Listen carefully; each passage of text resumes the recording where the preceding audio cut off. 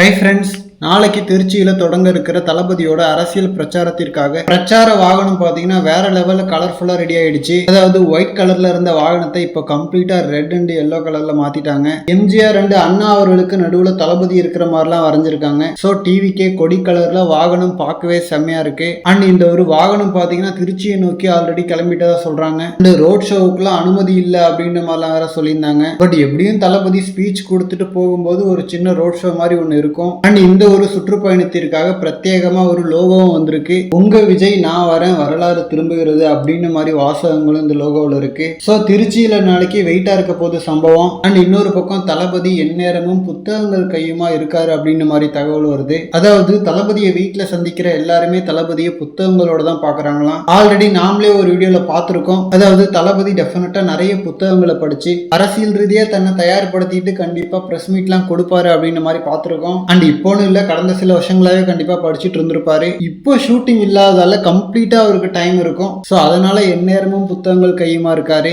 So சினிமாவில் ஜெயிக்கிறதுக்கு எப்படி டான்ஸ், ஃபைட்டு, காமெடி, ஃபிட்னஸ்னு எல்லா விஷயங்கள்லயும் தன்னை மேம்படுத்தி ஜெயிச்சாரோ அதே மாதிரி தான் அரசியல்லையும் அப்ளை பண்ண போறாரு. ஸோ வரும் காலங்களில் கத்தி பிரஸ் மீட் சீன் மாதிரி ரியலாவே பார்க்கலாம். ஓகே ஃப்ரெண்ட்ஸ், இந்த மாதிரி தளபதி பார்த்தீங்கன்னா ஹாட்டான அப்டேட்ஸ்க்கு நம்ம விஜய் ஃபோர்ட் சேனலை சப்ஸ்கிரைப் பண்ணுங்க. தேங்க்யூ.